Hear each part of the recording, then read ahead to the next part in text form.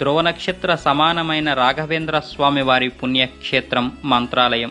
ఇది తుంగభద్రా నదీ తీరంలో ఉంది. రాఘవేంద్ర స్వామి యొక్క అతి ప్రసిద్ధమైన పుణ్యక్షేత్రం కర్నూలు నుండి 100 కిలోమీటర్ల దూరంలో ఉంది. ఇక్కడకు దగ్గరలో పంచముఖి ఆంజనేయుని ఆలయం కూడా ఉంది. ఇక్కడ ప్రతిరోజు ఉచిత అన్నదానం జరుగుతుంది.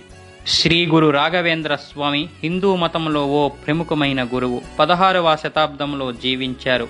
ఈయన వైష్ణవాన్ని అనుసరించాడు.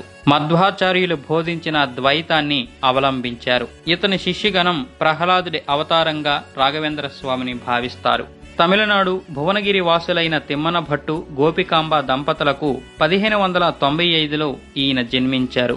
ఈయన అసలు పేరు వెంకటనాథుడు. 5 ఏళ్ల ప్రాయంలో అక్షరాభ్యాసం చేసి ఆపై 4 వేదాల అధ్యయనం చేశారు.